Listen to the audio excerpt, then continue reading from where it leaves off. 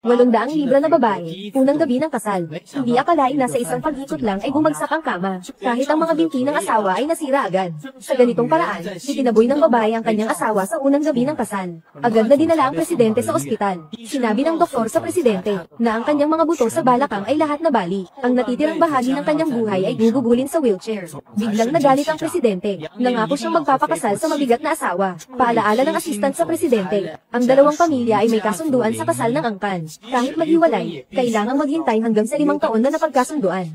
Samantala, ang mabigat na asawa ay kamakailan lang pinatansik sa bahay. Nakita niya ang mapanlinlang na nakababatang kapatid. Para mapalitan ang kanyang ate at maging mayamang misis ni Presidente, nag-hire ang nakababatang kapatid ng isang maliit na gun para sirain ang puri ng ate niya. Akala niya, tatakbo ang matabang na babae, pero nadulas at namatay sa aksidente. Sa pagkakataong iyon, ang swerte na doktor sa sinaunang panahon ay nadulas din at nasaktan. Kasabay ng isang usok na pumaligid. Ang doktor sa sinaunang panahon ay pumasok sa katawan ng isang matabang babae sa modernong panahon. Sa susunod na segundo, biglang lumitaw sa kanyang isipan ang kanyang malungkot na karanasan. Nang makita ang may-ari ng hardin na namumuhay ng napakawalang kwenta, ang doktor na babae ay tahimik na nangakong ipapakita ang sarili niya para sa may-ari ng garden. Hey! Kasanayan sa pagbuko sa lupa. Ikaw. May isa pa. Umalis ka na. Wow! Parang nakalipat ako sa isang malaking pamilya. Ang ganda naman ng kondisyon na ito. Kaya lang, ang bakanteng bakuran. Ay naku, gagamitin ko ang aking kaalaman sa medisina para magtinda at kumita, para makatulong sa pamilya. Sige, simulan na natin. Kaya't agad na nag-set up ng tindahan ang babae. Ngunit sa pag-check ng pulso, natuklasan niyang siya ay buntis pala. Mabilis na lumipas ang 10 buwan. Matagumpay na nanganak ang babae ng anak ng presidente. At ito ay 5 sanggol. Sa ganitong paraan, muling sinimulan ng dalawa ang bagong buhay. Upang makayanan ng 5 taong kasunduan sa kasal. Ang presidente ay ginawang trabaho ang kanyang lungkot. Bilangin ang mga araw habang naghihintay ng diborsyo. Samantalang ang babae ay araw-araw na tumatalon ng 2,000 beses. Kailangan pang uminom ng lihim na sopas na may taba ng baboy. Sa araw-araw na pag-aalaga sa anak, napalitan ng sarili, mula 800 libra hanggang 80 libra. Lunes, Martes, Miyerkules, Huwebes, Biyernes. Wow! Mommy, ang ganda-ganda mo. Para kang diwata na bumaba mula sa langit. At sa wakas, natanggap na rin ng CEO ang 5 taon na paghihintay. Ang presidente na ayaw maghintay kahit 1 minuto. Agad na pumunta para magpakasal sa mabigat na babae. Hindi inaasahang nakasalubong niya ang isang batang babae. Nang makita ang batang babae, nakaramdam ang presidente ng kakaibang pagkakakilala. At ang batang babae ay namana ang kasanayan sa medisina ng ina. Sa isang sulyap, napansin niya na may kapansanan ang presidente. Kaya't kusang loob niyang nilapitan para magpatingin. Magandang uncle, yung mga binti mo ay nasira na 5 taon na ang nakalipas. Dapat sana madali lang itong gamutin. Pero naantala ka ng matagal. Kung hindi mo pagagamutin, magpaparanda ito ng buong buhay. Nakita ng CEO na tama ang sinabi ng babae. Biglang na-realize na hindi basta-basta ang babae sa harap niya. Ang ganda mo talaga. Sana ako na lang ang tatay mo. Ang presidente na parang batang babae ay naglalaro lang. Gusto niyang ihatid ang batang babae pa uwi, para matulungan siya ng presidente na makahanap ng tatay. Ang batang babae na maliit pero matalino ay biglang nag-arte. Magandang tito, pakiusap, huwag mo akong ihatid pa uwi. Sinasabi ko sa iyo, dinala ako dito ng mga masama, nahirapan akong makaalis. Para lang ito sa paghahanap sa tatay ko. Sinabi ng assistant sa presidente. Kitang-kita na nagpupunwari ang batang babae. Nakita ng presidente na hindi siya naniniwala. Muling ipinakita ng batang babae ang kanyang sugat mula sa kalokohan. Nagsinungaling na siya ay sinaktan ng isang matabang babae. Agad na naisip ng presidente, ang kanyang sariling karanasan na kapareho ng sa kanya. Talagang nakakainis ang matabang babae. Mag-alala ka.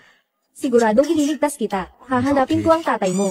Salamat, guwapong tiyo. May ilang mga kuya pa ako na nasa kanyang kamay. Guwapong tiyo, sama ka sa akin para magligtas. Hindi malayo dito sa bahay ng mabigat na babae. Di magtatagal ang pagligtas kay ng na bata. Walang problema, pera na. Kaya sumunod ang CEO sa babae papunta sa bahay. Mabilis na nakatakas ang babae kasama ang 4 na kuya. Sabi ng CEO, gamit ang kakayahan niyang alagaan ang pamilya. Sa loob ng 3 araw, matutulungan niya silang mahanap ang tatay. Kaya magkasama sila ni Tito sa loob ng 3 araw. Maaari mo bang alagaan kami ng maayos? Kailangan naming uminom ng gatas tuwing gabi para makatulong. Huwag mag-alala, kaya ko pa rin gustusan ang gatas ninyo. Hindi kami pwedeng kumain ng mani dahil allergic kami sa mani. Ayos lang, uncle, allergic din ako sa mani. Yay! Magandang tiyo, hindi rin siya kumakain ng mani tulad namin. Kaya ba't gustong-gusto ng mga lalaki ang mga anak na babae? Xiao, halika dito. Sumakay na kayo, dadalhin ko kayo hanapin si tatay. Kung hindi nyo mahanap ang tunay na tatay. Sa totoo lang, okay lang din kung kami na lang ang tatay nyo. At saka bagay na bagay ka sa maganda naming mommy. para maging daddy namin. Magkakaroon ka ng 5 ganitong ka-cute na mga baby. At ang mommy ko, ang ganda ng katawan. Ang ganda pa ng mukha, sobrang sulit. Sige, tulungan ko na kayong makahanap ng daddy. Sa kabilang bahagi, nakahanap ng babae ang assistant ng presidente. Gino ako ay kinatawan ni Guyanbin, si Guzong, para pirmahan ang kasunduan sa paghihiwalay. Guyanbin. Oh, naalala ko na.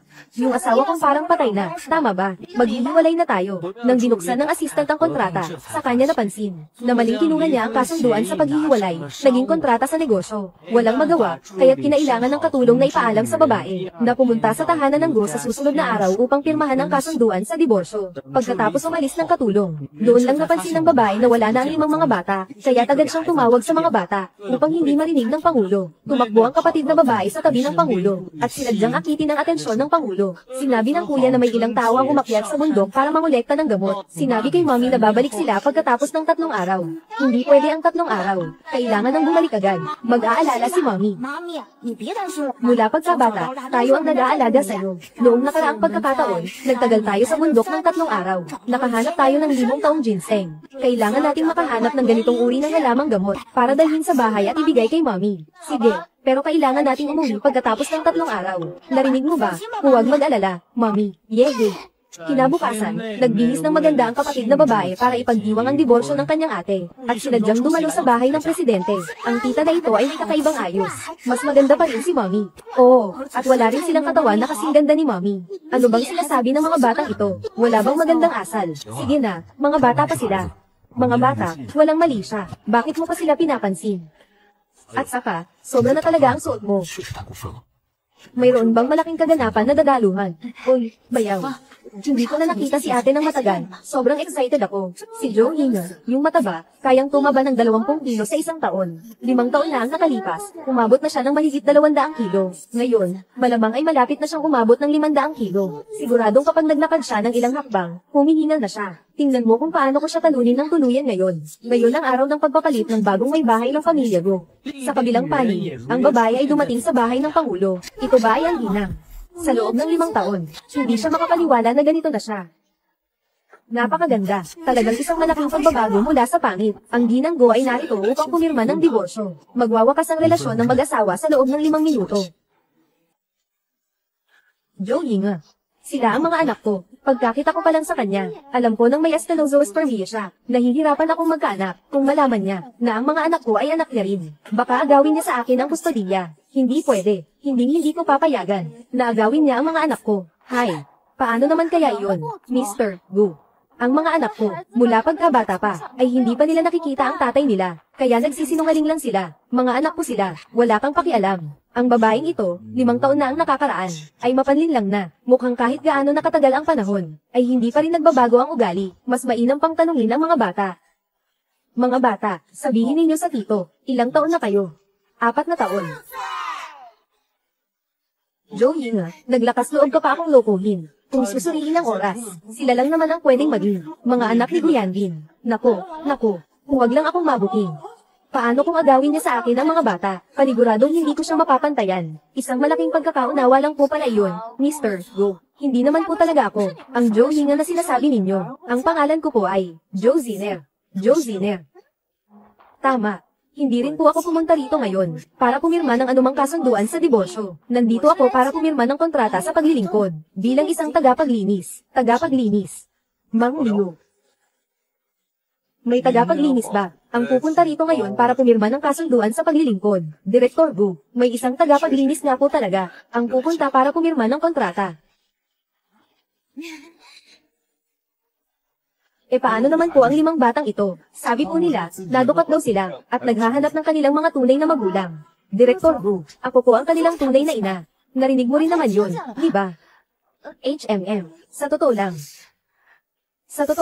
matagal na silang namatay, ang tunay nilang ama, namatay na. Ako lang mag-isa, ang nagpalaki sa mga bata, hindi ko talaga kayang sabihin. Sa kanila ang katotohanan. Akala kasi nila, buhay pa ang tatay nila. Kaya pala sila naghahanap ng daddy nila. Kaya naman pala, wala tayong daddy. Mga anak ko, kay bata pa ninyo, pinapagdala ko na kayo ng sakit ng pagkawala ng ama. Patawarin ninyo si nanay. Natatakot din kasi si nanay na mawala kayo. Isa, kawawang ina na nag-iisa, na may 5 anak. Totoo ngang mahirap. At saka ang 5 batang ito, ay may malaking koneksyon sa akin. Kung gayon, hayaan ko na silang manatili, dahil ganoon. Manatili ka na lang bilang tagapaglinis. Mamaya ay pipirmahan ka ni Mang Leo ng kontrata sa paggawa. Maganda rin naman na manatili. Sakto namang ang mga bata. Malapit na rin akong pumasok sa paaralan. Magandang pagkakataon din ito para makakita pa ng dagdag na pera. Salamat po, Mr. Go. Napakabuti ninyo po talaga. Lubos po ang pasasalamat ko sa pagbibigay ninyo sa akin ng trabahong ito. Kung hindi ninyo po ako tinulungan. May 5 akong anak. At nag-aalala ako kung paano makakahanap ng trabaho. Mga anak ko, gusto ko kayong lahat. At simula ngayon, dito na kayo titira at dito na magtatrabaho ang inyong nanay. Kaya pwede na rin kayong manirahan dito. Papasunod ako ng mag-aayos ng iyong kwarto. Totoo ba? Alam ko na, ang gwapong tito. Ang bait-bait mo. Salamat po, gwapong tito. Isang matandang soro nga talaga, na may mga batang soro. Sa ganitong ikli ng panahon, napakabait na agad sa kanila ng bayaw ko. Hindi pwede. Hindi ko talaga sila pwedeng hayaang manatili. Ang gaganda pa naman nila. Pag nanatili pa sila, baka makuha na nila ang kaluluwa ng bayaw ko. Pag nangyari yun, wala na nga ba akong pag-asa? Hindi pwede. Kuya, huwag po sana ninyong hayaan na manatili sila rito. Ang babaeng yan, mukhang hindi naman marunong magtrabaho. Tapos may mga anak pa siyang maingay. Manginialam lang sila sa inyo.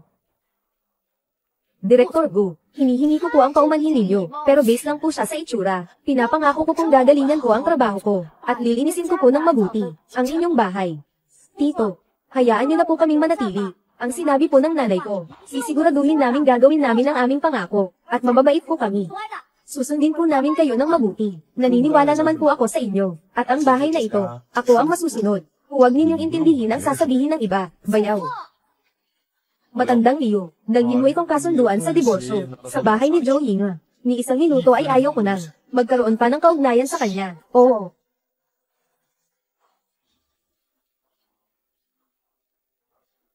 Bulan. Nandito ako para pirmahan ng kasunduan sila. Kahit na tagalinis ka lang dito, pero hindi naman ako yung klase ng taong masyadong mahigpit. Nandito naman ang mga bata, nakakadagdag din sila ng saya. Kaya huwag kayong mag-alala at manirahan na lang dito, para kayong nasa sarili ninyong bahay. Salamat po, Mr. Go. Gagalingan ko po ang pagtatrabaho. Hindi ko inaasahan. Ang lalaking ito na may mga peklat sa binti, ay may mabuting puso pala. Totoo nga kaya, na nagustuhan niya ang mga batang ito. Ang pagkakaugnay dahil sa dugo, talagang kakaiba. Bakit ko hindi nakita noon? Maging mabuti ka sa orihinal na may-ari. Pakisabi sa akin. Mommy, anong klaseng halimaw ito? Ay ito ba? Pati robot na panlinis ng sahig ay hindi pa nila nakikita. Hindi nga maganda ang kalagayan nila. Wala silang lalaki sa pamilya, balo at ulila. Mahirap siguro ang buhay ninyo. Ito ay robot na panlinis ng sahig. Panglinis ito ng sahig, Mr. Go. Ang ganda naman ng bahay ninyo. Tanga. Abangan mo kung paano kita mapapalaya sa pamilya Go.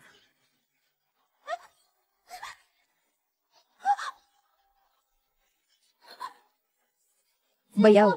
Binabasag niya ang paborito mong vase. Nabasag. Hindi. Ikaw ang nakabunggo sa akin. Kaya ito nabasag. O siya. Vase lang naman yon. Basag na. Basag na. Linisin mo na lang. Huwag lang masaktan ang bata. Bayaw. Yun pa naman ang paborito mong florera. Paano mo naman siya mapapatawad ng ganoon kadali? Dapat tanggalin mo siya sa trabaho. O siya. Isang florera lang naman. Anong mapapala sa pagkabasag niyan? Si Guyanbin pala. Mas mabuti pala ang ugali niya kaysa sa inaakala ko. Pero patawarin mo na ako. 5 anak ko ang aalagaan mo mula sa akin. Kaya naman, makakuha man lang ako ng kaunting pera sa'yo. Tama lang naman yun. Sige, linisin ninyo ang mga bubong. Halina kayo, mga anak, lumapit kayo. Baka kayo masugatan.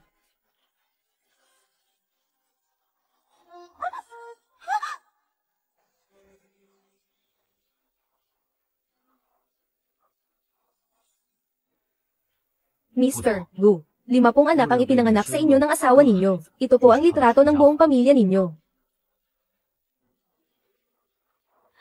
Buti na lang at wala namang nangyari. Akala ko'y mabubuko na agad ako. Buti na lang at mataba pa ako nung kuha nitong litrato. Nung makapal pa ang mukha ko, ang mga mukha namin, ay pininturahan na ng graffiti pen. Pati ang nanay ko ay hindi na makakakilala. Ang matabang babaeng ito, ay nagkaanak sa akin ng 5. Hayan, talagang isang walang hiyang manggagaway. Ganito pa kayong magkayakap, hanggang kailan ba? Hindi ka pa ba tatayo dyan? Uupo ka na lang ng upo riyan. Ang paa ng bayaw ko, paano kung lumala pa? Pasensya na po, Mr. Gu. Hindi ko sinasadya, Mr. Gu. Nang pumunta ako, malinaw na malinaw kong nakita, 5 bata sa bakuran. Ang mga damit ay malinis na malinis. Sa bahay. Kasing edad ninyo siguro, mga 4 na taon. Pareho, 4 na taon, ang itsura nila sa litrato, at kamukha rin ninyo. Hindi. Saan naman kayo magkakahawig? Hindi nga kayo magkamukha. Kung sana'y ganoon din sila, kasing cute ninyo. Okay na. Lao Liu.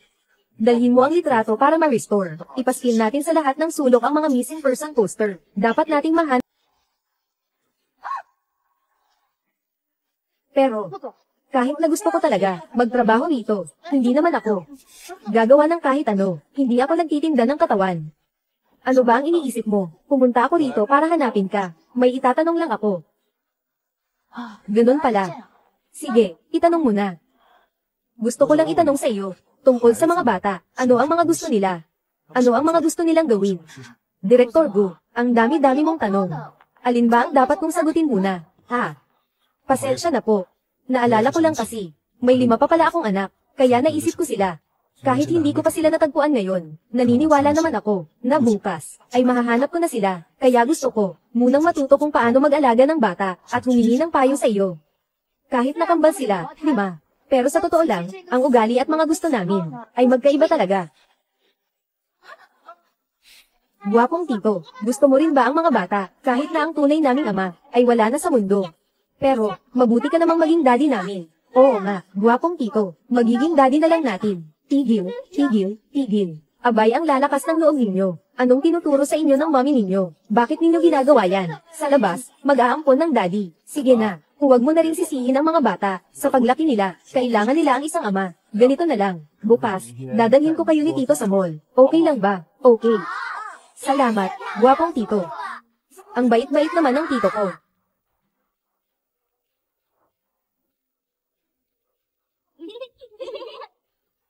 Nakuha ko na ang buong department store ngayon, kaya kumuha na kayo ng gusto ninyo. Kung ano ang gusto ninyo, kumuha na kayo. Tara na, umalis na tayo. Yehey.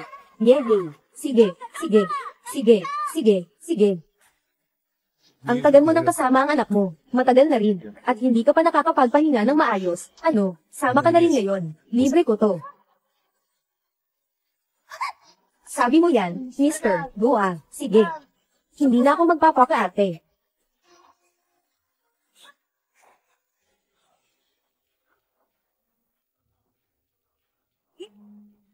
Net weight, 32 gramo.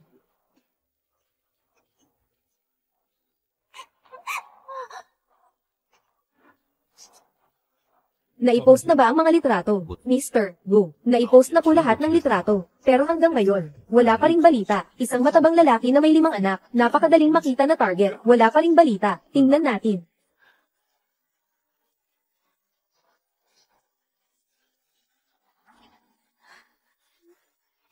Oy, saan na kaya yung gwapong tito?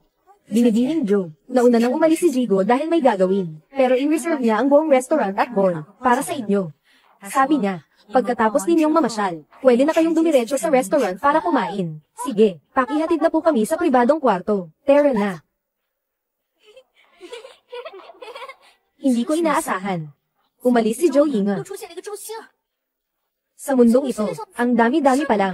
Nagkakagusto sa bayaw ko, mga mangkukulam. Parang ang kuya ko, talagang nahulog sa patibong ng isang mangkukulam na may 5 anak, na lubos na nakakaakit. Libre ko na ang lahat ngayon. Kain lang kayo ng kain ng gusto ninyo. Yehey, ang bait-bait ng magandang tito. Gusto kong kumain ng sweet and sour pork ribs. Ano ba yan?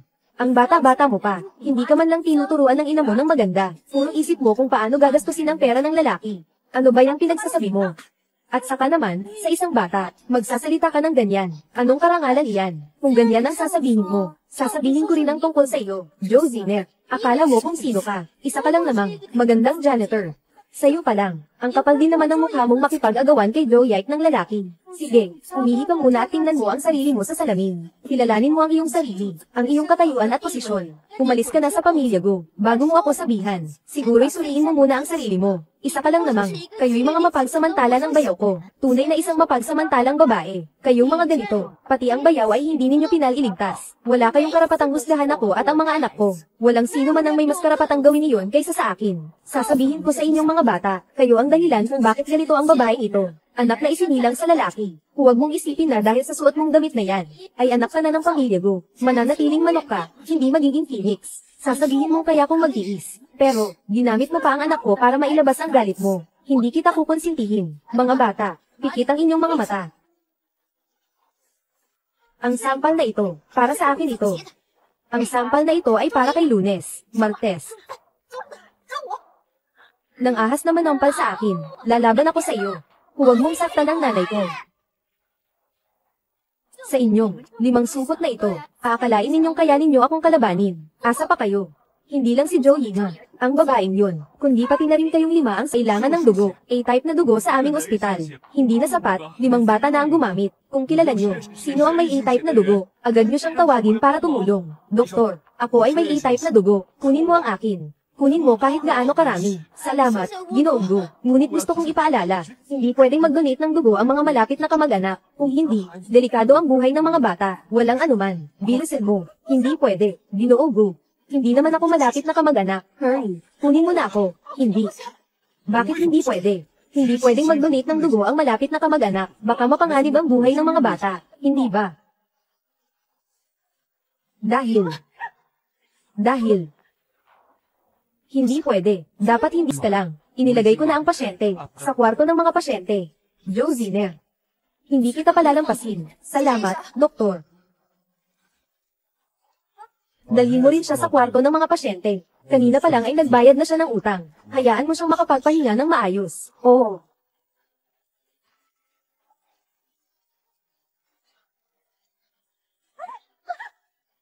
Kanina, tinanong kita. Hindi mo pa ako nasasagot. Bakit hindi mo ako pinapayagang magbigay ng dugo sa mga bata? Talaga. Sila talaga ang mga anak ko. Tama ba? Tapos na. Nabunyag na. Ikaw ay isang human trafficker. Natakot ako. Mukhang hindi siya nakilala. Ako si Joey nga. Hindi ako si Guzong. Paano ako magiging tao na nagbebenta ng tao? Nakakita ka na ba ng tao na nagbebenta ng tao? Na hindi iniisip ang sariling kaligtasan, pero handang iligtas ang bata? Guzong, isipin mo ng mabuti.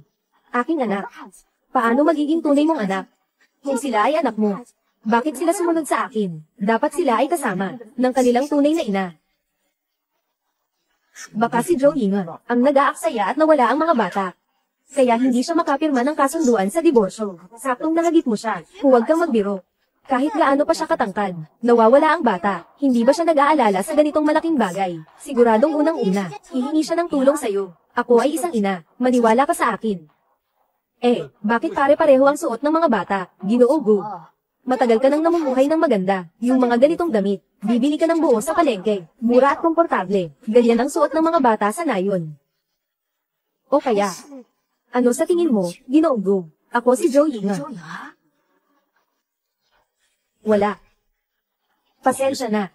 Ako na ang nag-isip ng labis. Tama ba, Ginoo Gu? Huwag ka nang mag-isip pa ng sobra. Aalis na ako para alagaan ang mga anak ko.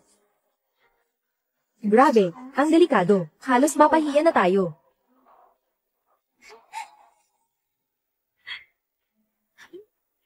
Mommy, sa wakas, nakabalik ka na. Anong ginawa mo? Mga baby, maging mabait kayo, at manatili sa ospital ng 2 araw. Ayos ba? Itong Gu, si Ginoong Gu, ang naghanap sa mga bata, talagang malaki ang eksena. Ang mga anak ng mayayaman, ay talagang iba sa atin. Sobrang naiinggit ako. Pasensya na. Pwede bang mag-ingay ka ng bahagya lang? Public lugar ito. Hindi ka nag-iisa dito. Sabi mong mag-ingay ng bahagya, gawin mo. Pero ang mga anak ko, nakatulog sila, nagtutalag pa sila. Ang mga anak mo. Titingnan ko ang mga anak mo. Lahat sila ay mga walang kwentang tao. Sasabihin ko sa iyo ngayon, ang talagang mahalaga, ay itong si Ginoong Gu, na naghahanap ng 5 sanggol. Nakikita ko ang mga anak mo Anong halaga ng mga batang ito? Bakit ganyan ka makipag-usap? Pwede bang may kaunting katwiran? Bakit wala akong katwiran?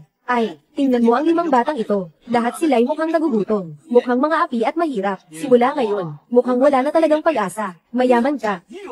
Pumunta ka sa mamahaling silid ng ospital. Walang kakayahan. Mas mabuting manatili ka dito. May kalidad ka ba talaga bilang tao? Wala namang mali sa sinasabi nila. Kayong 5 batang hamon. Wala pang ang ama ng ipinanganak. Tawag sa inyo'y ligaw na anak. Hindi talaga buhay ang tawag sa kanila. Kung may reinkarnasyon man, sana'y tulad ko, nakatira sa marangyang ospital. Magpahinga kang maayos at tahimik.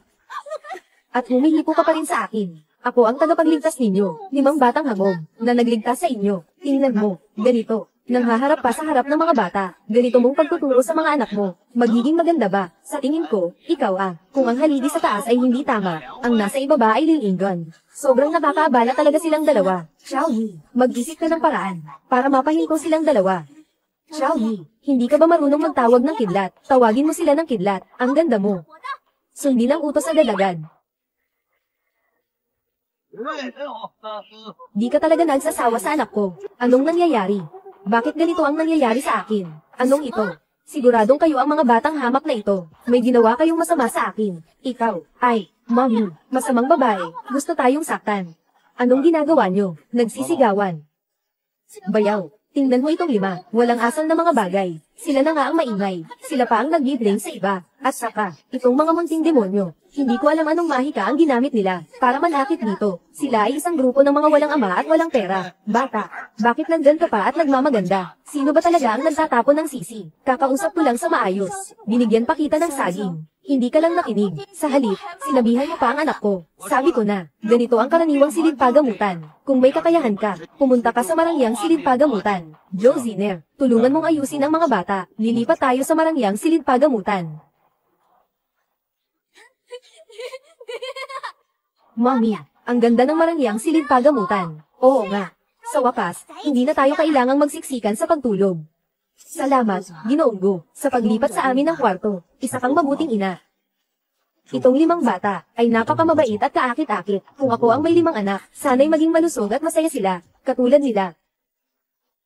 Hindi ako kasing galing mo. Isa akong walang silbing ama. Pasensya na. Sa totoo lang, ako'y makasarili. Ngunit wala akong magawa. Hindi kayo maaaring magkaalam ng ama at anak. Pasensya na. Nagkamali ako sa'yo. Ginoo Gu.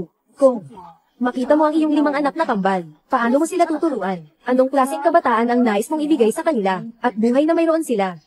Siyempre, ituturo ko sa kanila ang kaalaman sa negosyo. Sa hinaharap, mamamana ng aking mga anak ang yaman ng pamilya Gu. Siyempre, kung gusto ng mga anak ko na maging masaya, sasama ko rin sila sa paglalaro. Bibigyan sila ng pinakamainam, pinakamasayang pagkabata. Hindi pwede. Hindi ito pwede. Talagang hindi ito katulad.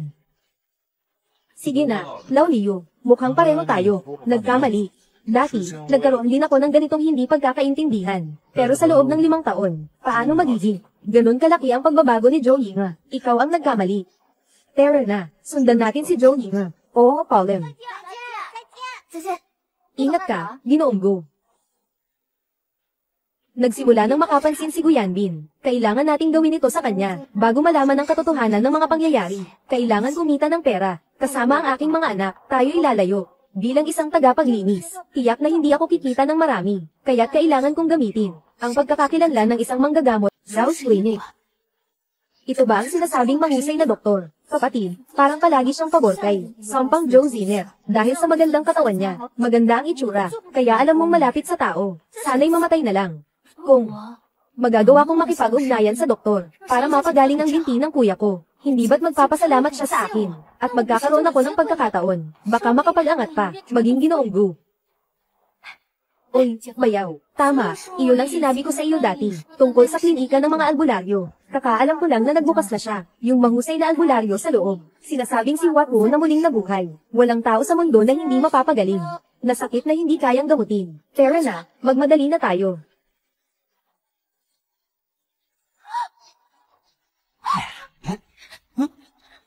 Dali, pakin-iyas na kayo. Pakawalan niyo na sila. Ito. Banal na doktor, sa wakas, nabuksan mo na ang pinto. Sa wakas ay nakita na namin kayo. Pakicheck na ang binti ng aking bayaw. 5 taon nang nasaktan ang kanyang binti. Hindi pa rin ito gumagaling. Hindi ko siya magagamot. Magsialis na kayo. Hindi ko siya magagamot. Hindi nagagamot ang mga pasyenteng dumadayo. Ano bang klaseng manggagamot ka? Hindi ka man lang nagtatanong. Walang sinabing sakit. Tinataboy mo lang ang tao. Sa tingin ko, ikaw ay isang walang silbing doktor. Bayaw. Talagang siya ay isang manggagamot. Maniwala ka sa akin. Siyempre, isang gross ng medisina. Medyo kakaiba ang ugali. Hindi na ito nakakagulat. Sige, ayos lang. Anong mga kondisyon ang gusto mo? Kaya kong ibigay ang lahat, basta't magalingan mo ang aking binti. Walang kondisyon na kailangan. Hindi magagamot ay hindi magagamot. Mabilis. Umalis na tayo. 500,000. Biyernes na doktor. 500,000 ay sapat na para bilhin. Ang tindahan mo, makagagamot ba? 500,000. Ako ay nagagamot at tumutulong sa mga tao. Hindi nagbebenta ng gamot. Sino ang sinisira ko? Hindi magagamot. 5,000,000.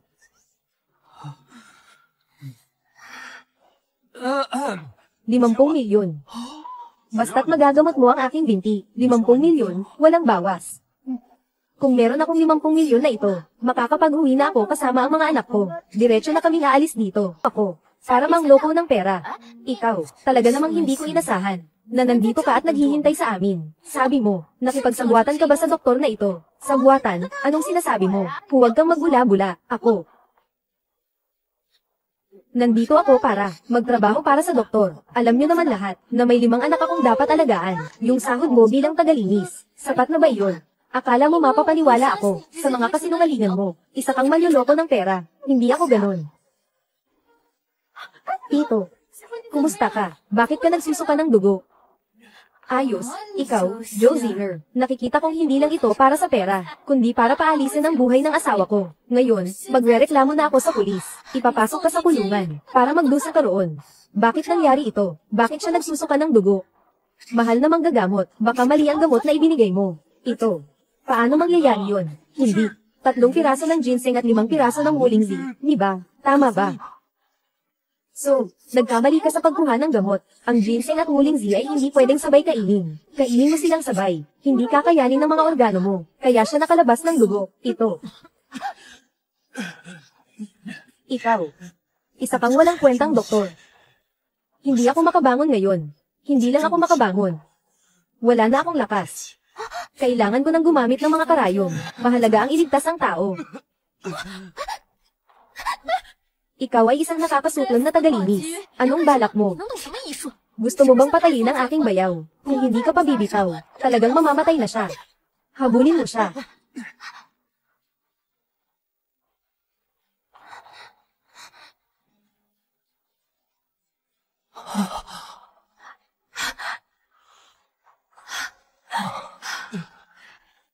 Nakatakot naman. Hindi ba't masama to? Pinawisan ako ng todo.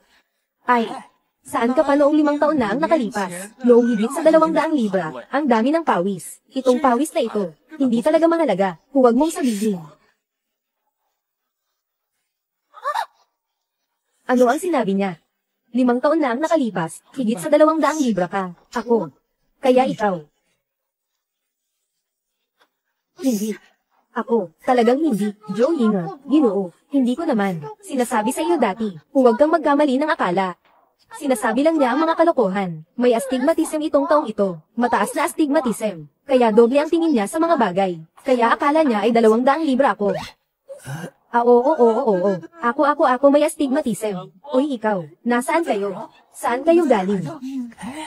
Bayaw, huwag kang mag-isip ng masama. Paano naman siya magiging kapatid ko? Yung si Joe Hinga, yung matabang babae. Paano siya magiging? Kahit sa katawan o sa mukha, na ganito kaganda. Si Joe Hinga ay isang mataba at patay na baboy. Nakikita ko si Joe Zimmer, ay gustong pumatay at magnakaw. Kailangan natin siyang ipadala sa kulungan agad.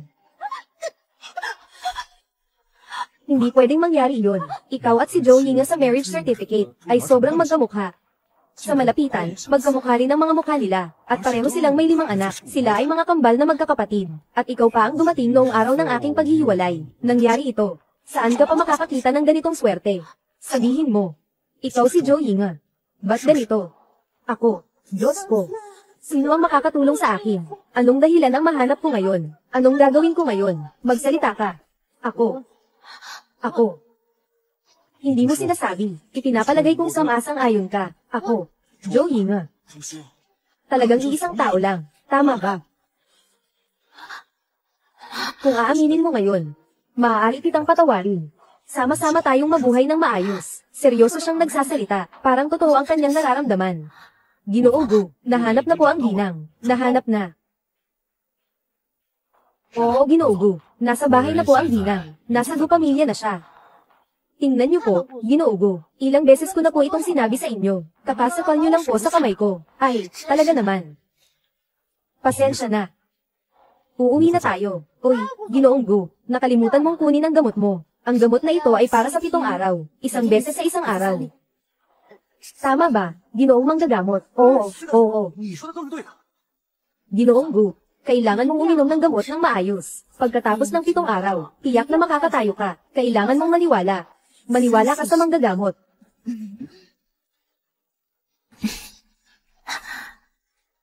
Bayaw.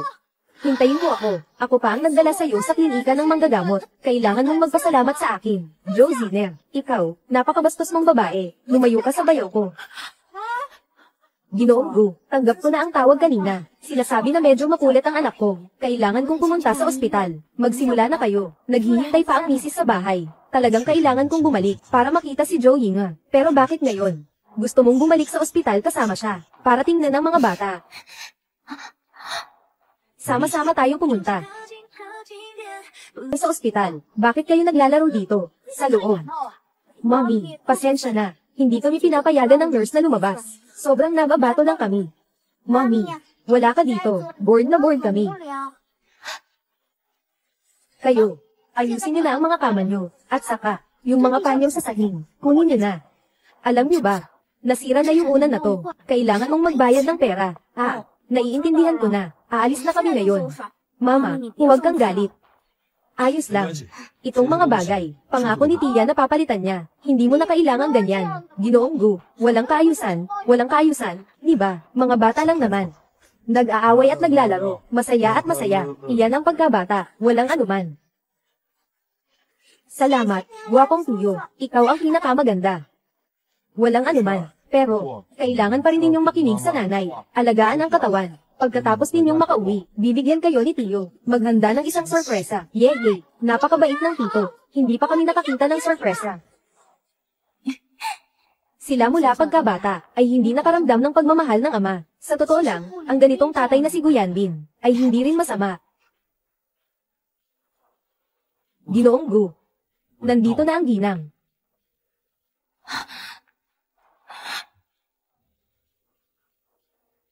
Dumating na, iyan. Kaya ito na ang gusto mong matabang babae.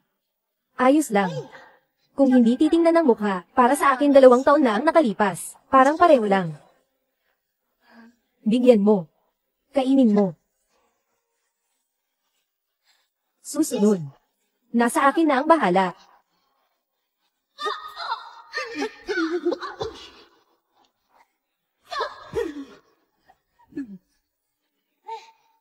Kumusta? Parang hindi ba?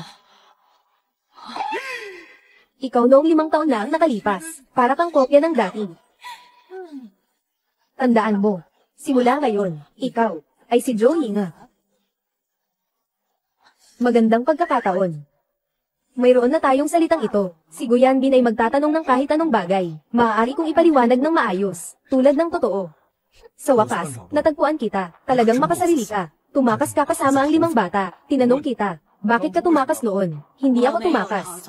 Hindi tumakas. Bakit mo ako pinabayaan? Bakit hindi mo ako pinirmahanan ng diborsyo? Tamad ako.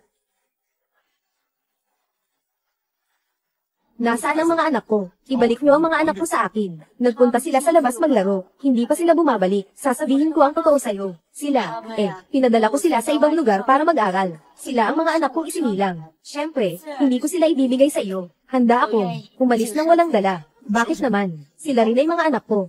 Dapat nilang maranasan ang presensya ng ama. Bibigyan kita ng 50 milyon. Ibalik mo sa akin ang anak ko. Hindi pwede.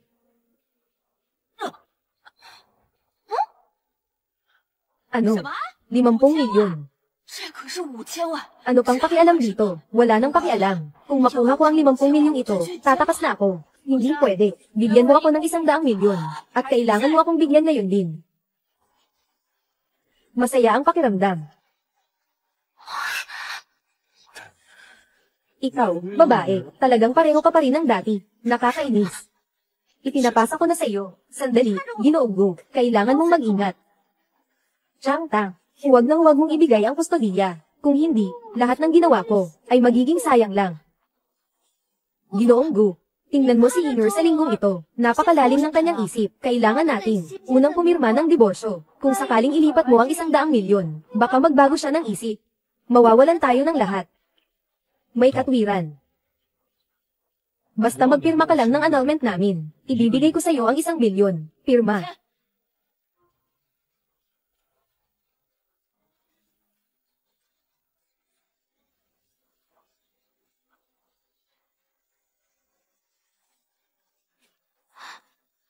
Ginoo Gu.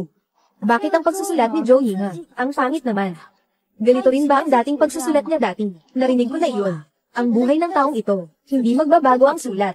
Ito talaga ang kanyang sulat. Naaalala ko rin. Hindi ganyan ang sulat mo dati. Si Ginoong Liu, ito si Ginoong Gu. Ihahanap ko na ngayon, mga tala ng ginang dati.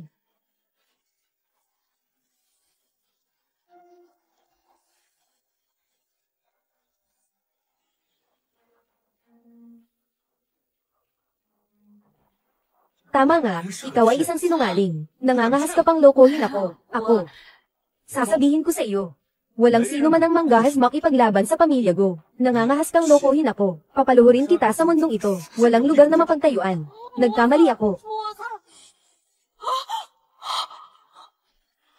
Totoo nga. Lumapit kayo. Hilahin siya palabas. Sa kabutihang palad, matalino ako. Kung hindi, mawawala ang karapatan sa pagpapalaki sa mga bata. Nawawala na sana sila. Ziner, salamat sa iyo kanina. Pasensya na, Ginoong Gu. Nabulag ako ng mandarayang iyon. Nabulag ako. Walang anuman, Lao Liu. Hindi mo rin naman ito kasalanan. Ziner, bakit ang bait-bait mo sa akin? Noong dati, noong nakaraan, hindi mo ako pinapansin, pero iniligtas mo ang buhay ko. Kagagaling lang sa pagtulong mo. Ako. Salamat sa iyo. Ginoong Gu. Ako. Nako. Bakit ang bilis ng tibok ng puso ko? Sabi nga ng kasabihan, sino bang dalaga ang walang pag-ibig? Hindi tama. Ano bang iniisip ko? Ito ay bahagi ng aking tungkulin. Dapat kong gawin ito. Sige, mauna na ako. Nang ako ay na-drown. Kahit na ilalantad mo ang sarili mo, kailangan mo pa rin lumabas para magdala sa akin ng tubig. Ngayon ay ganito mo akong tinutulungan na makatipid. Bakit? Isang sagot lang ang mayroon. Ay, si Lao Liu, bakit sa tingin mo siya tumakbo? Dahil, tungkulin ni Ginang, Joe, mali. Uliting sabihin. Dahil, Ginang, Joe, mabait ang puso. Sa tingin niya ito ang nararapat gawin. Walang dapat ipagpasalamat. Mali na naman. Bigyan kita ng isa pang pagkakataon. Hindi ba? Gusto ka ni Miss Joe, Ginoong Gu. Ayos na. Patawarin kita sa pagkakamali mo. Magpatuloy ka na sa paghahanap. Sige, maghanap ka pa. Tandaan mo, ang mga mata ngayon ay dapat maging malinaw. Oo.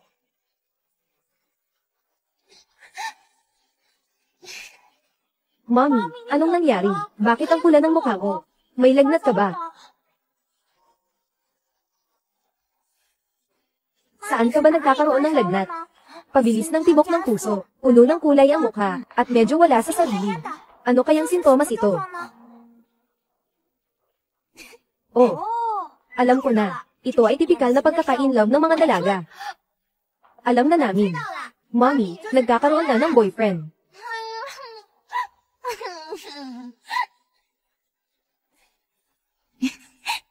Ang ganda, Uncle. Bumalik na kami. Welcome back. May inihanda si Uncle para sa inyo. Isang surprise na party. Yung asul na regalo. Para kay Johnny. Ang dilaw na regalo ay para sa Martes. Ang berdeng regalo ay para sa Miyerkules. Ang pula ay para sa Biyernes. Salamat, gwapong tiyuin. Ang tiyuin ay napabait. Salamat sa iyo, Ginoong Gu. Hindi ko akalain na ganito kaseryoso ka sa kanila. Talagang masaya sila. Walang problema. Sa totoo lang, mas gusto kong makita kang masaya. Ikaw, masaya ka ba? Ako. Ako. Masaya rin ako.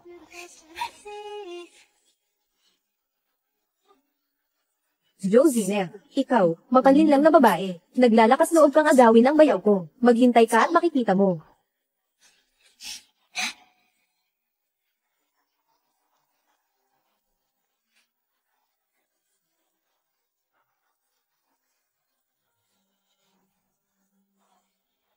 Bayaw, inumin mo ang basong ito ng tubig. Ikaw na ang babae ko.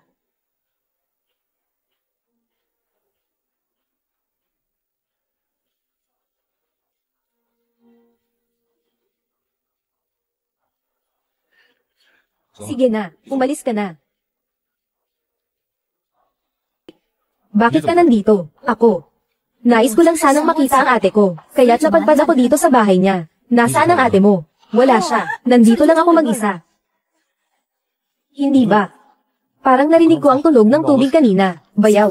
Nakamali ka ng narinig. Paano magkakaroon ng tunog ng tubig? Pero, nandito tayo sa probinsya. Hindi maingay ang bahay. Baka tunog mula sa katabing bahay iyon.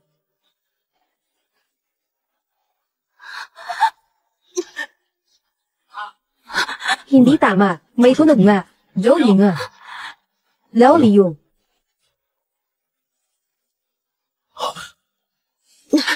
Ziner. Lao Liu. Ziner. Ziner. Ziner.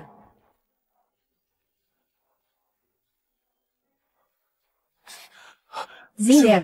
Ziner. Bakit ka nandito?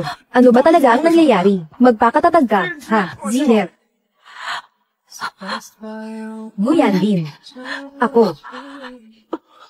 Ziner. Ziner. Ziner. Nanay, anong nangyari sa'yo? Nagdurugo si nanay. Ito ang gamot ko para sa pagdurugo. Mama, bilisan mo nang kumain. Mama, bilisan mo nang kumain. Ziner, anong gagawin ko? Mama, hindi ko maipasa. Wala na ta.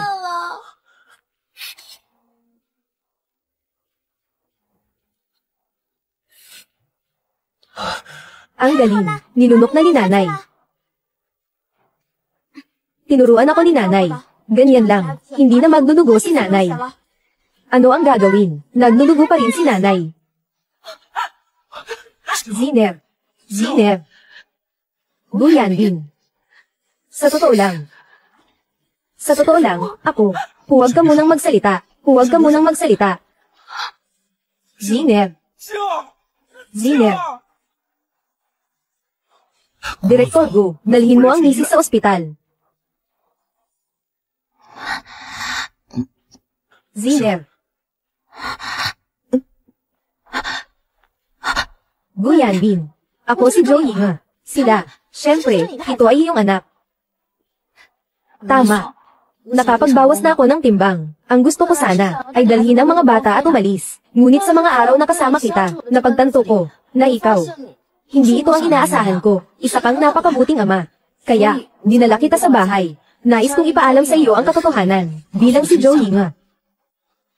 Ang galing. Mahal.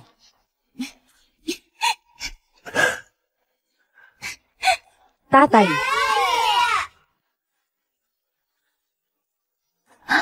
Mrs. Mga anak. Uuwi na tayo. Sige.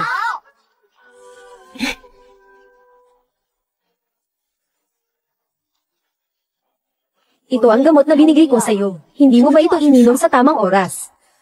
Nasa paghahanap lang ako sa'yo noon. Nakalimutan kong kumain. Pasensya na, mahal. Ang kanyang binti, matutulungan pa, pero kailangan ng seahorse extract, pero kakaunti lang ang gamot na to. Kahit ako, hindi ko alam kung saan makakakuha nito. Tiyak na gagalingin ko ang iyong hita, maniwala ka sa akin. Salamat, asawa.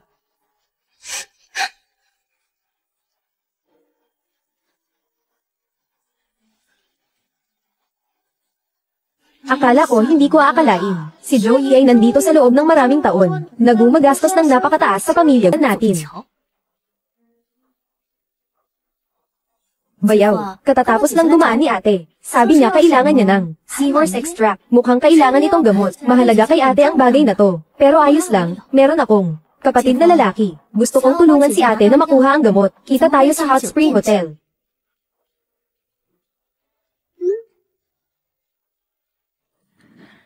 Lao Liu, mag-check ka sa seahorse na, kung nasa kay Joey ba yun. Oo. Malambot, asawa.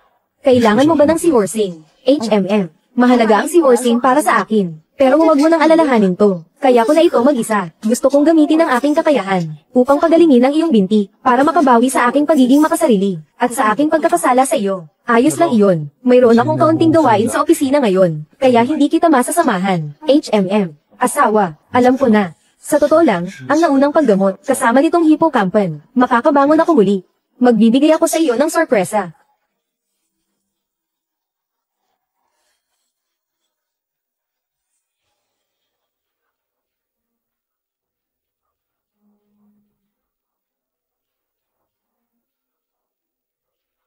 Bayaw, nandito ka na. Matagal na kayong naghihintay sa akin. Anong gusto mong makuha? Basta ibigay mo lang sa akin ang hippocampus. Anumang kondisyon, bahala ka. Isa lang ang kondisyon ko. Papasal ka sa akin. Alam mong gaano ko kamahal ang gamot na to. Sobrang taas ng katapatan mo. Sige. Basta't ibigay mo sa akin ang seahorse. Ikaw ang ginoo ng pamilya ko. Dito sa'yo.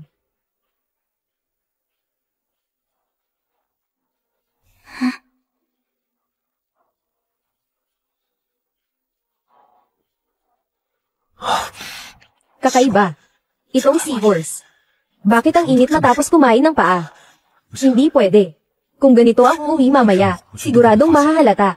Hindi na makakapagbigay ng sorpresa sa misis. Itay, anong nangyari sa'yo? Babe. Kumain si Itay ng gamot na ito. Medyo hindi maganda ang pakiramdam ko. Ngayong gabi. Hindi na ako makakauwi. Hindi na ako makakapagbigay ng sorpresa kay mommy. Ganito. Nasa hotel ako. Magpapabook pa ako ng isa pang kwarto. Magstay magdamag. Uuwi na kayo. Babalik ako bukas para sa inyo. Ayos ba? Ayos. Guyan, Bin. Kahit na isa kang gago. Pero isa kang mabuting ama. Naniniwala ako sa'yo. Alagaan mo ng mabuti ang bata.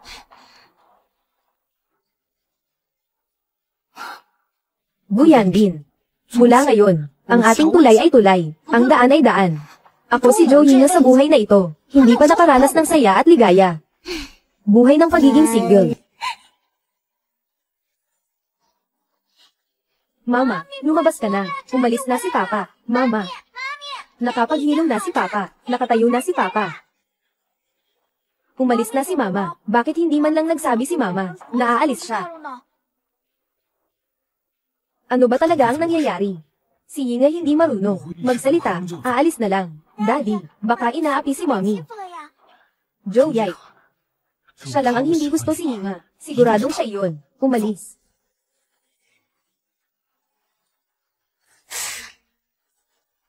Yung 5 batang yun, talagang walang manners. Yung si Joey yung walang disiplina, na itinuro sa kanila, hindi naman mabubuting tao. Dapat sana hindi ka nalang pinanganak, yung gituin ng malas. Tingnan mo, nakakasakit sa atin. Joey, sabihin mo, saan mo itinago si Ying? Bayaw, paano mo ako maasar ng ganyan? Hindi ako interesado kay Joey. Sigurado ikaw yun. Ikaw ang nang-babuli sa mommy namin. Mga matanda ang nagsasalita, walang karapatang magsalita ang mga bata. Kahapon ng umaga, ayos pa kami. Pag-uwi namin sa gabi, nawala si Ying. Sigurado ikaw ang gumawa niyan. Si Bayaw ay hindi umuwi kagabi, para hanapin si Joey. Kagabi, nakalak ako, sa hotel dahil sa inyo. Ano ang magagawa ko? Kung ayaw niyong maniwala, tingnan niyo ang CCTV. Okay, sige, titingnan ko ang mga camera. Talagang hindi ikaw. Baka si Ying ay namimili. Naubusan ng baterya ang cellphone, kaya hindi natin siya mahanap. Tatay, kaya't bumalik na tayo sa bahay. Baka mamiss ko si mommy. Hindi maganda yun. Tama, magmadali na tayo umuwi. Sige. Naiintindihan ko na. Mukhang si Joey siguradong nakita niya ang kahapon. Lahat ng nangyari sa akin at sa Bayaw ay nagkamali sa aming relasyon. HMPH, Joey kahit gaano ka pa kagaling, hindi mo ito malalampasan. Agad. Ako na ang ginoo ng tahanan. Anong nangyari talaga? Hindi rin sumasagot sa tawag. Hindi rin nagre-reply sa messages. Biglang nawala lang siya. Pero, parang iniwan pa tayo ng pagkain. Parang hindi talaga siya umalis. Totoo bang nabuli si mommy? Pero ang mommy ay napakagaling. Walang sino man sa mundo ang makakapang-api kay mommy. Tama, noong araw, si mommy ay nasa bundok, nangangalap ng mga gamot. Madalas siyang nakakasalubong ng mga malaking itim na oso sa gubat. Kaya ni mommy natalunin ang malaking itim na oso. Pinaghiwa pa ni mommy ang itim na oso. Inalis ang mga laman loob nito. Gumawa ng gamot na alak para sa tao. Tama, walang sino man sa mundo ang makakapang-api kay mommy. Sa ganitong paraan, umalis siya ng kusa. Walang makakapilit sa kanya na umalis. Ano bang nasa isip niya? Tatay, ayaw niyo na ba sa amin? Nanay.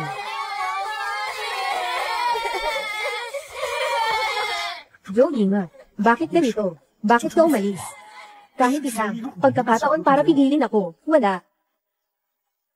Kuya, Kahit nawala na si ate, nandito pa rin ako para sa'yo. Sa 5 taon nawala si ate, hindi ba't inalagaan kita ng maayos? Maganda ba ang paggalinga ko sa'yo? 3 araw ka nang hindi kumakain o uminom. Baka masira ang katawan mo kung magpapatuloy pa ito. Umuwi ka na. Ayokong makita ka. Umalis ka na. Kuya Indo, kahit ayaw mong makita ako, paano naman ang 5 bata ni ate? Paano ang kumpanya? Hindi mo na ba pinapansin? Hindi ako aalis. Kahit ano paman.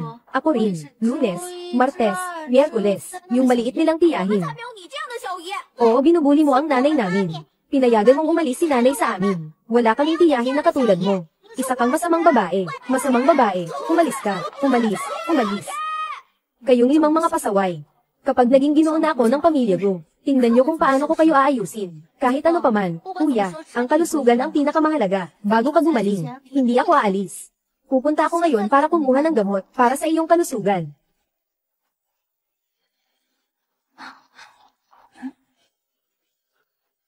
Joe Yinga. Joe Yai. 2 gramo ng Wangki, 4 na gramo ng Goki. Joe Yinga, nandito ka pala. Akala ko umalis ka na. Nasa pintuan lang pala ng bahay. Naghihintay ang TCM Clinic. Bakit? Nahanap mo talaga ang ganitong lugar para lang hanapin ka ni Yanbin. Sasabihin ko sa'yo, hindi ka hahanapin ni Yanbin. Magsawa ka na sa pag-asa. Kasama ko si Yanbin ngayon. Ayos na ayos. Sa tingin ko, kamakailan lang siya napagod. Kaya dito ako para magbigay ng gamot, para mapalakas ang katawan niya. May iba pa akong lakad. Kung gusto mong magpakuha ng gamot, humanap ka ng iba. Joey nga, bakit hindi mo ako pinapansin? Akala mo anong klaseng tao ka? Sasabihin ko sa'yo, ang customer ay Diyos. Dumating ako, kailangan mo akong paglingkuran. Ayos ka, Joey nga. Anong ibig mong sabihin nito? Pinatataboy mo ako, di ba? Bukas ang pinto, hindi na ba kayo magnenegosyo? Tinitingnan niyo lang siya. Ganyan ba ang pang-aabuso sa mga customer? Kailangan niyo bang magpursige sa benta tuwing buwan? May 300,000 ako sa card na ito. Kung tutulungan niyo akong ayusin ito ngayon, itong walang uwang, magkakaroon kayo. Bawat isa, 150,000 ang card. Joey nga. Gusto kong makita kung ano ang kaya mong gawin. Ngayon na nag-iisa ka, ano ang mayroon ka para labanan ako? Ngayon, si Yanbin at ang buong mundo, nasa panig ko. Kunin mo ang kanyang ID at alisin mo ito sa kanya. Joey nga, huwag mo kaming sisihin. Mahirap na nga ang buhay ng mga ordinaryong tao. Ngayon, kahit na tinulungan mo kami. Sige na, huwag na lang makipagtalo sa kanila. Mas mabuting maging tahimik. Joey nga, sabihin ko sa'yo, ang suot ko ito ay isang limitadong edisyon ng ikli. Nagastos ako ng 5,000 piso para dito. Kung hindi ka luluhod at humingi ng tawad ngayon, hindi kita patatawarin. Kumuha ng higit, sinasabi ko sa'yo, hindi mangyayari. Kung hindi ka kumapit sa akin, paano naman matatapon ang gamot sa'yo? Kung may dapat sisihin, sarili mo ang sisihin. Ikaw. Sige, huwag kang magalit kung hindi ako magiging magalang. Kayong dalawa, sampilan niyo siya. Sampilan niyo siya hanggang sa magmakaawa siya sa ako ng maliliit na tao ang gustong manakit sa akin. Walang pinto. Basta't papayagan niyo siyang manatili dito. Hindi kayo magiging masaya. Buwan-buwan, magbibigay ako sa inyo ng 10,000 piso. Bilang kabayaran, huwag kang mag-alala. Hindi namin hahayaan si Joey na manatili dito ng maayos.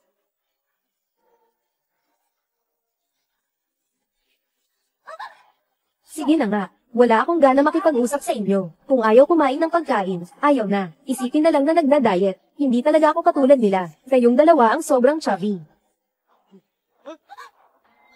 Sabi ng matandang direktor, kapag kukuha ng gamot, dapat malinis ang gamit. Para hindi mapunta ang kontaminasyon sa gamot, kahit ganun ka na. Sa klase na ito, baka hindi na makasakay.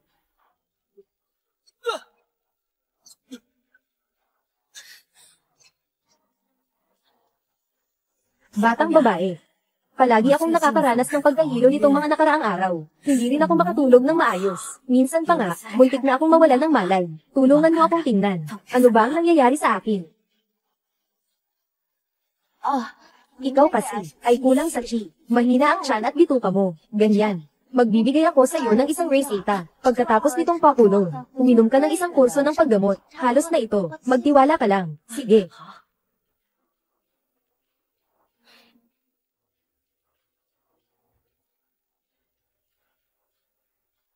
Lola, yung gamot na ito, nakaprepare na ako ngayon. Dalhin ko na para pakuluan. Maya-maya lang ay magiging maayos na. Nandito ka sa lugar na ito. Uminom ka muna ng gamot. Tingnan natin ang epekto mamaya. Oo, ayos lang. Ting, Joey nga. Maghintay ka na lang na matanggal ka sa trabaho. Malapit na tayong makakuha ng 500,000. Umupo ka dito at uminom.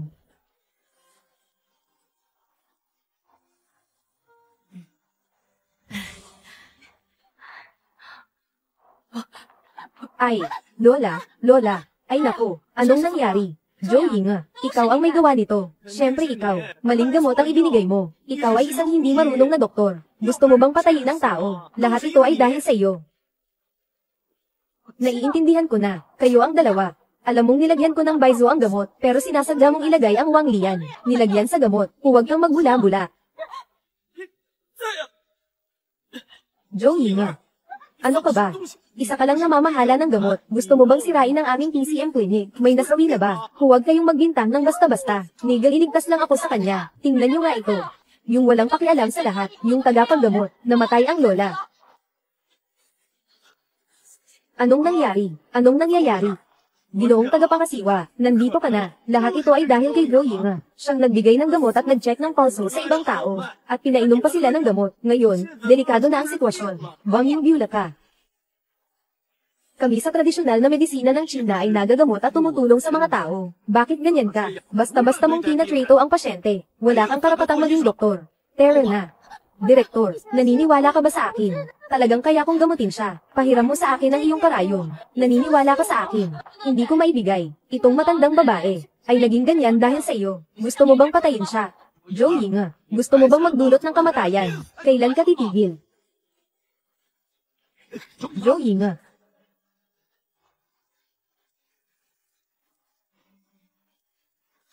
Ito ba ay, ang sinasabi, na 12 karayom ng multo, ang 12 karayom ng multo, ay nawala na ng mahigit 3 dekada. Ang 12 karayom ng multo ay mga karayom ng pagbabalik buhay. Kahit na umabot sa pintuan ng kamatayan, pipilitin ko, iligtas siya. Oh. Anong pintuan ng kamatayan? Lahat ng ito ay sarili kong pinag-aralan, parang pusa na nakatagpo ng patay na daga. Lahat ng ito ay sarili kong pinag-aralan. Sawang pusa na nakatagpo ng patay na daga, tagapangasiwa. Huwag kang magpaloko sa kanya. Joey nga, huwag kang magpaloko. Siya ang nagbigay ng gamot na nakakasama. Kaya nahimatay ang lola. Tama nga, siyang may kasalanan. Ihalo ang Baizo at Wang Lian. Tagapangasiwa, huwag kang maniwala kay Joey nga. Tagapangasiwa, hindi talaga ako iyon. Naiintindihan ko. Baizo at Wang Lian. Ang dalawang gamot na ito ay pinagsama. Maaari nitong masira ang tiyan at tiyan. Kung seryoso, maaari rin itong magdulot ng palpitasyon at pagkahilo. Alam ko ang mga panganib nito. Hindi ito maaaring galing sa akin. Kayong dalawa. Nawalan ng dangal sa medisina. Kamakailan lang. Pinagsama pa ang dalawang gamot. Buti na lang at nahuli ko agad. Kung hindi na ako makakapag-ayos bilang isang tradisyonal na manggagamot. Hindi ko akalain. Kayong dalawa, nanghilikbi pa sa inyong katrabaho. Talagang masama. Tagapangasiwa, talagang hindi kami. Umuwi na kayong dalawa.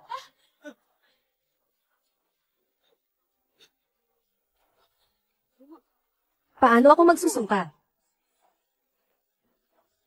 Joey nga. Hindi ko kailanman. Hahayaan kang pumili. Hindi mo ito magagawa sa buong buhay mo. Muling makipag-ugnayan kay Yanbin. Ang asawa ng Go Pamilya ay ako lamang. Bayaw, nagluto ako ng paborito mong itim na kabute. Lumabas ka na. Kumain ka na kahit kaunti. Ikaw na babae, talagang nakakainis. Pwede bang huwag mo nang guluhin si Itay? Magsimula ka nang umalis. Ang aming Itay, kami na ang bahala. Wala kang pakialam. Bayaw, maaari ka nang lumabas. Ito ang paborito mong pagkain. Nakahanda akong panatilihin itong mainit para sa'yo. Naghihintay ako sa'yo na lumabas. Masarap at mainit-init. Naisip ko na. Hindi na ako pwedeng maging ganito. Kailangan kong bumangon muli. Tatay, huwag mong kainin yang gawa ng masamang babae. Gumawa rin kami ng herbal na gamot para sa'yo. Itinuro yan ni Mommy. Kumain ka ng gawa namin.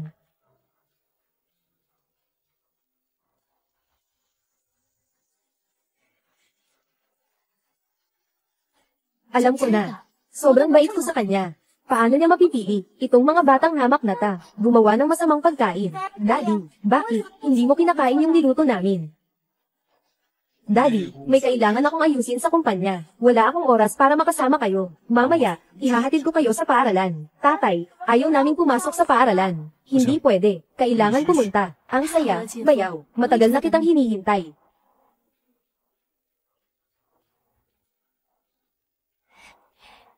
Ginoo Go, mga kailangang ihanda para sa pasukan. Nasunod ko na ang iyong utos. Handa na ako. Pwede na tayong pumasok. Daddy, Kailangan ba talaga nating pumasok sa eskwela? Kailangan nating pumasok. Tandaan nyo. Kailangan talagang mag-aral at matuto ng kaalaman. Para sa hinaharap, makakamit ang tagumpay. Mabuting mamuhay. Kaya kailangan talagang pumasok sa paaralan. Oo nga, dapat kayong mag-aral ng mabuti. Sisikapin kong alagaan ang inyong tatay ng mabuti. Daddy, may isip ka namin.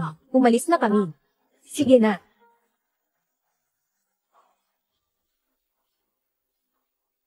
Kuya, nandito tayo. Naka-experience tayo ng ganito. Huwag kang mag-alala. Gagawin ko talaga. Mas maganda kaysa kay ate. Salamat sa iyong pagtitiis. Pwede na rin.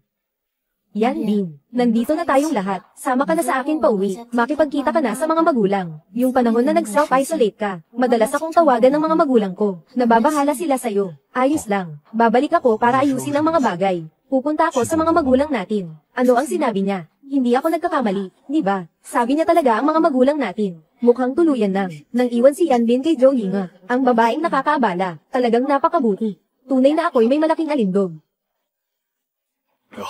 Yanbin sa wakas ay nandito ka na. Tayo na dalawa. Lagi kong inaasam ang araw na to. At ikaw pa talaga, Yike, ang maalaga. Inaalagaan ka ng mabuti. Sabi ni Yike, na nakalabas ka na rin. Ay naku, sabi ko na nga, si Joe Yinga, walang maganda sa kanya talaga. Sabi ko sa kanya dati, na kailangan niyang sagutin ako ng 10 beses. Ganyan ang batang yan. Paano siya makakapantay sa anak namin na si Yike? Tama nga, mabuti si Yike. Tama ba, kapag ikinumpara, alam na natin kung gaano kaganda ang pamilya namin. Ang ganda, ano? Tingnan mo si Joe Yinga. Wala talagang kaalam-alam sa paggalang sa nakatatanda at pagmamahal sa nakababata. Ganito lang, walang modong na batang babae. Hindi siya magandang babae. Sa wakas ay nakita mo na. Ang galing. Sa wakas ay ni-acknowledge na ako ni Yanbin. Sige. Sa totoo lang, ito ang pinakamaganda. Haha. Nakahanda na ang pagkain. Kumain tayo ng sabay. Oo. Kumain muna. Yanbin, ito ang paborito mong longganisa. At ito ang gulay. Ito ay organic na gulay mula sa ibang bansa. Sadyang naglalap ako ng tao para bumili nito. Pwede rin. Huwag ka lang magpakaabala sa akin. Naalala ko, paborito mong kumain ng mga buto-buto. Maganda ang lutong mga buto-buto ni Mama. Subukan mo rin. Ay naku, nakikita kayong dalawa na masaya. Ako at si Laujo. Kaya't makakaasa na. Oo. Dahil magkakasama na tayo. Hindi rin naman pwedeng maging ganito na walang pangalan. Na naglilingkod sa'yo. Ay, kailan mo balak magdesisyon? Yanbin, bakit hindi muna tayo magpa-interview? Sabihin muna natin sa labas. Yanbin, bakit hindi tayo magpa-interview muna? Sabihin sa iba, na opisyal na tayong magkasama, tapos magpakasal na. Ano sa tingin mo? Hindi na kailangan. Diretso na tayong ikasal. Ano? Maaari rin. Nakahanda na ako sa lahat. Pakakasalan mo ako. Agad kong ipapaalam sa lahat ang balita tungkol sa ating kasal. Oh, ayos lang. Talagang maganda. Diretso na sa kasal. Lubos na pasasalamat kay Ginoong Go sa pagdalo sa panayam na ito. Ayon sa aming kaalaman, ikaw at Ginang, Joe Yike, kayo ba ay opisyal ng magkasama? Si Nike ay ngayon ang aking kasintahan. Naghahanda na kami para sa kasal. Kung gayon, maaari bang itanong, Ginoong Go, ano sa tingin ninyo ang magiging opinyon ng iba tungkol sa inyo at kay Ginang? Joe Yike, tungkol sa kasal ninyo, bago pa man ito. Ikaw at ang nakababatang kapatid ni Miss Joe ay nagkaroon na rin ng kasal. Ako na ang bahala. May kasunduan ng pamilya Joe at pamilya Go. Pero si ako at si Ike ay nagkagusto sa isa't isa. Mukhang magaling si Boss Go na nagagawa ng 2 anak na babae ng pamilya Joe na laging nakapaligid kay Ginoong Go. Nagkamali kayo. Ang kapatid kong babae at ang asawa niya, bagaman may 5 taong kasunduan. Ngunit mula sa unang araw ng kasal, siya ay ipinadala sa probinsya. Hindi kailanman nakasama si Yanbin. Nagsimula na ang buhay. Kung ganun, si Miss Lee and Joe, palaging kasama si Ginoong Go. Oo. Ang ate ko at ang bayaw ko ay nagpakasal. Sa loob ng 5 taon, ako ang nag-aalaga sa kanila. Ngayon ay nakita na rin ni Yanbin. Ang puso kong nagmamahal sa kanya. Sa wakas ay magkasama na kami. Ginoong Go, hindi ko alam kung tayo ay may swerte. Makikita ninyo, ang ibinigay ninyo kay Binibining Joe Yike. Singsing pangkasal para kay Miss Joe Yike. Siyempre pwede. Ang singsing na ito ay may timbang na 8.8 gramo. Sapat na upang patunayan ang aking pag-aalaga kay Yike. 8.8 gramo. Mas malaki pa ito kaysa sa sikat na disenyo ni Luther. Mas malaki pa ang singsing na iyon. Mas malaki pa ito kaysa sa ibinigay kay Joe Yinga noon na singsing. Mukhang talagang mahal ako ni Yanbin, Joe Yinga. Kahit gaano ka pa kagaling, ngayon, hindi ka pa rin, naging Ginoo Go. Si Yike ay maaari nang maging girlfriend ko. Hala, si Xiaoju. Nakita mo rin ba ang video na ito? Nakikita ko si Ginoong Go at si Miss Jo Yike. Talagang tamang-tama sila. Maraming mga stock na ibinabahagi. Pamilya Go, isang pamilyang may yaman na higit sa bilyon. Si Jo Yike, talagang mapalad siya.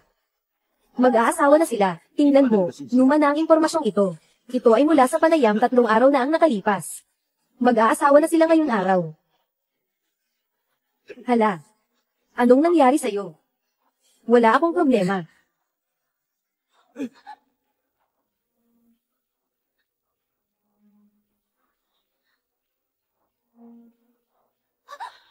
Ay, gising na. Joe, buntis ka. Ah, buntis ako. Anong nangyayari sa'yo? Pati ang lola, nailigtas mo mula sa kamatayan, pabalik sa buhay. Paano ka naging buntis? Hindi mo alam. Hindi rin maganda ang pulso mo. Hindi ka nakapagpahinga ng maayos nitong mga nakaraang araw, di ba? Oo nga. Hindi ko naman ito pinansin, Ginoo. Akala ko kakulangan sa tulog lang ito, na nagdudulot ng malamig na tiyan at tiyan. Bihira lang iyon. Ikaw sa pagbubuntis na ito, 5. 5 na anak kambal. 5 na anak kambal. Oo. Walang masyadong ginagawa sa museo ngayon. Bibigyan kita ng bakasyon. Magpahinga ka ng maayos sa bahay. Salamat, Direktor. Sige, uuwi na ako. Ayos lang. Bumalik ka na at magpahinga. Ikakasal na, biyenan at biyenan. Palitan ng singsing.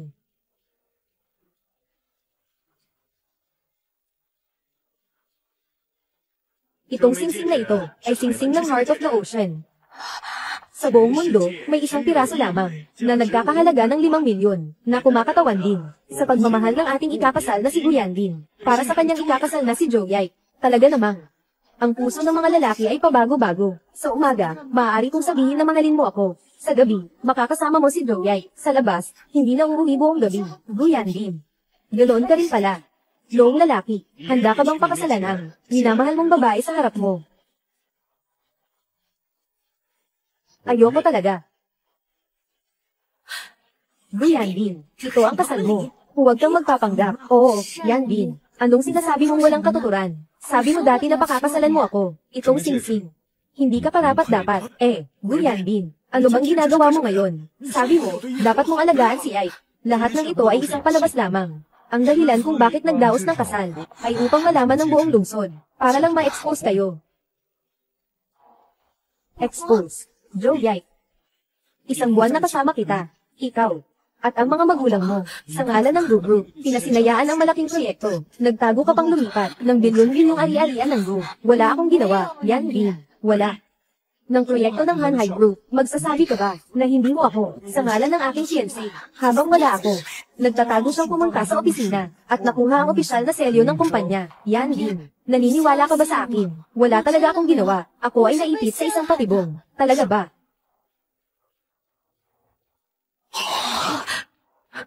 Tingnan mong mabuti ang mga ebidensyang ito, Jo Yike. Talagang madilim ang puso mo. Yan din. Maaari mo bang pagkatiwalaan ako? Wala talaga akong ginawa. Hindi mo ba sinabi na pakakasalan mo ako? Asawa na kita. Talaga. Sinabi ko ba?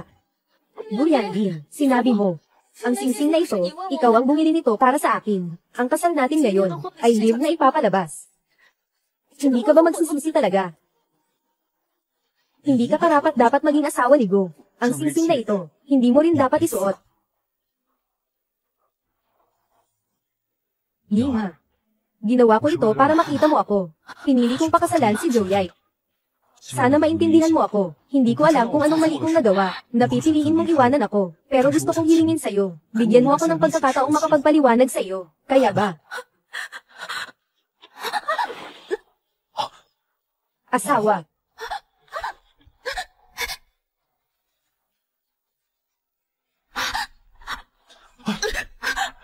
Asawa, buksan mo ang pinto. Makikita mo ako. Guyan din. Huwag ka nang magpanggap dito. Alam mo kung ano ang mali mo. Malinaw sa isip mo. Bakit mo pa ginagawa ito ngayon?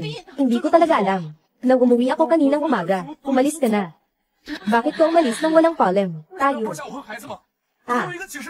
Asawa, ayos. Sige, sabihin mo. Bakit hindi ka umuwi noong gabing iyon? Sino ang kasama mo? Anong mga tao ang nakita mo? Iyan. Nakalimutan mo na ba ang mga iyon? Hindi umuwi. Alam ko na, mahal. Lahat ito ay hindi pagkakaintindihan. Gumagawa ako nito para sa mga bata, para makuha ang si Horsin. Si Horsin. Nakuha mo na ba? Bakit hindi ka bumalik? Gusto ko sanang bigyan ka ng sorpresa. Pero hindi ko akalain na pagkatapos kong kumain ng seahorse, nagmamagnetic ang buong katawan ko. Wala na akong magagawa, kaya nagpa-reserve ako ng isang kwarto sa hotel. Ayaw kong maniwala. Totoo bang asawa ko yun? May CCTV sa hotel. Pwede mong i-verify yan. O kaya naman, pwede kang magtanong sa mga bata. Sila ang bata-bata pa. Hindi sila nagsisinungaling. At saka ang mga binti ko. Ngayon kaya akong tumayo, dahil kumain ako ng seahorse extract. Talaga bang? Ang lahat ng nakita ko sa hotel noon, ay isang palabas na ginawa ni Joyai. Sadyang pinakita niya sa akin. Para magkamali ako tungkol kay Yanbin. Asawa. Totoo ito, maniwala ka sa akin. Kung magsisinungaling ako, sa buhay ko, kahit anong mangyari, hindi na ako babangon muli. Asawa, maniwala ka sa akin. Mukhang. Talagang nagkamali ako sa kanya.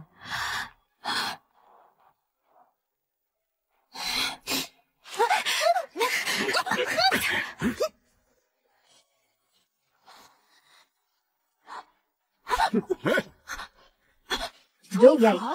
Bakit niyo ako ibinibihag? Bakit? Dahil ayaw kong tanggapin. Bakit naman? Nagpersige ako ng matagal, para maging ginang. Go. Isang hakbang na lang. Lahat ay dahil sa'yo. Ikaw ang dahilan kung bakit ako naging katatawanan sa buong bayan. Iyan ay iyo. Hindi ka mawawalan ng kahit isang piraso. Kung hindi iyo, hindi mo ito makukuha kahit anong gawin mo. Tumahimik ka nga.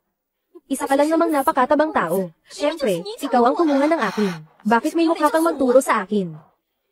Simula pa nung bata ka na kinukuha mo na si Ike, pala ka. Walang pinag-aralan. Dapat noon pa pinasok ka nakita ng lason. Ano? Anong sinasabi mo? HMP, Ting. Ay, sasabihin ko sa iyo ang totoo. Hindi ako natatakot.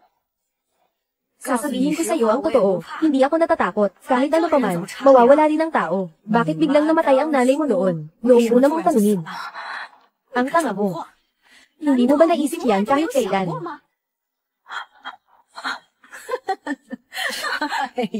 Anong sinasabi mo? Hindi ako naniniwala. Hindi ka naniniwala. Sige, ipapaliwanag ko ulit ng mas malinaw. Noong mga panahon iyon, gusto ko rin si Lojo. Pero yung nanay mo, walang iya, gusto mo pang agawin sa akin. Talagang wala na akong magagawa. Kaya naman, pinainom ko na lang siya ng gamot. Lian. Ang nanay ko ang pinakamagandang kaibigan mo. Sabi mo yan. Paano mo magagawa na maglagay ng gamot sa kanya? Nandito ang nanay mo sa akin. Wala siyang silbi. Para lang siyang asong nakaharang. Kahit anong hirap ko, ipadala kayo sa kabilang buhay. Akala ko tapos na ang problema. Pero ikaw, parang mas sama-sama pa. Ikaw at ang nanay mo, mga aso na nagbabara sa daan ko. Inisip ng nanay ko, na ikaw ang pinakamagandang kaibigan niya. Pinakamalapit na matalik na kaibigan. Ikaw. Pero pinatay mo siya. Joey nga. Yung nanay mo, katulad mo rin, nakakainis. Sa tingin mo, bakit ka, naging ganito kakalaki at nakakaumay? Ikaw ang nagbigay sa akin, ng gamot na pinalaki ako. Joey. Tama. Hindi ko inakala na matigas ka ring patayin, na kaya mo pang magbawas ng timbang ng matagumpay. Sobrang swerte mo talaga, na nasapak mo pa. Pero sasabihin ko sa'yo, ngayong araw, papatayin kita. Sino ba ang nag-utos sa'yo na agawin si Guyandin ko? Ako ang matalino. Hindi ko akalain, na ninakaw nila ang ari-arian ng nanay ko. Ang mga kriminal na pumatay sa aking ina. Nasa harap ko pa. Hindi ko kayo palalampasin. Akala mo kung sino ka. Sa itsura mo ngayon, kaya mong makagalaw kanino man. Agad. Guyandin. Gulang ng gu. Lahat ay sa akin. Mamatay ka na. Gulang ng gu. Gusto nyo bang gamitin ang mga paraan na ginamit noon laban sa nanay ko? Bo. Manager nyo lang ang pangarap nyo. Team, HMP. At ano pa kung ganun. Sa mga nakaraang dekada, wala na kaming pera. Ang pamilya namin. Pamilya Gu. May-ari kang bilyon-bilyong yaman. Tanging ang pamilya Gu lang. Nalutas nito ang kagyat naming problema sa pamilya namin. May ganito pang dami. Magbigay ka kay Ike ng kaunti. Magbigay ka ng kaunti sa pamilya Joe namin. Bakit hindi pwede? Akala ko ganito na ang lahat nitong mga taon. Palagi kayong kumukuha ng mga bagay na hindi sa inyo. Talagang nakakatawa. Dapat ay nakuha na namin ang ilang bilyon, basta't maaari na may kasal kay Guyanlin. Ngunit ito ay para sa pamilya namin na Joe. Kasalanan mo ito. Dahil sa'yo ito, nakakainis na babae, at pati na rin ang 5 salbaheng yan mo.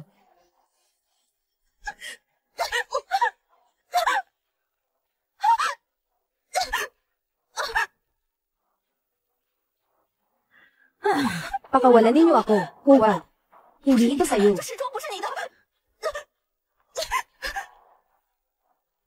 Joe Ying, anong iba pang mga pa-eksperimento ang gusto mong subukan?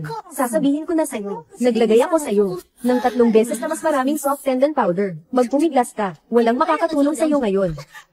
Sa araw na ito, papatayin ka namin dito. Huwag mong ipagkait kay Guyanlin ang kanyang hangarin. Mula ngayon, tanging kami lang ang pipiliin mo. Pumunta ka na sa daan ng mga patay. Makita mo na ang nanay mo. Ha ha ha. Huwag. Ayoko. Huwag kang lumapit. Hindi. Buntis ka na. Kung ganun, ipagpapatawad kita.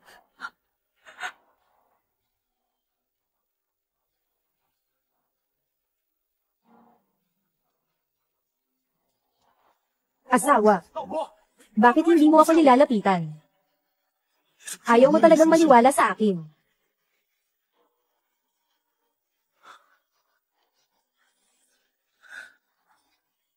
Anong sasabihin mo pa, mahal kong bayaw? Gusto mo bang makita si Joe Ying? Gusto mo bang magkaroon ng pagkakataong magpaliwanag? Bigyan kita ng kalahating oras para hanapin ako. Kung hindi, hintayin mo na lang ang abo ni Joe Ying. Anong sinabi mo? Sa tingin mo, maniniwala pa ako sa mga kasinungalingan mo. Talaga. Bayaw, sinabi ko na sa'yo.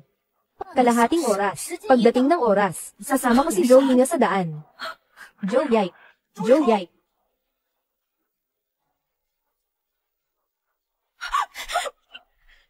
Talagang hindi ko inasahan. Grabe, sobrang apektado ka na pala sa bahong ito. Sige, tingnan natin kung gaano mo kamahal siya. Huwag. Joe Yike. May kondisyon ka ba? Sabihin mo lang. Sige, papayag ako sa'yo. Basta't palayain mo ang asawa ko. Ayos lang. Lumuhad ka at humingi ng tawad. Sabihin sa media na lahat ng ito ngayon ay plano ni Joe Ying. Ang pakakasalan mo ay ako. Kung hindi, ipapadala ko ang iyong minamahal na babae, kasama ang batang nasa kanyang tiyan. Huwag. Si Joe Yike ay baliw na. Mukhang kailangan mo nang mapanatili ang kontrol niya. Ibalik mo ang asawa ko sa bahay. Lahat ng iba ay madaling mapag-usapan. Sige. Luhod ako. Hindi. Huwag. Huwag.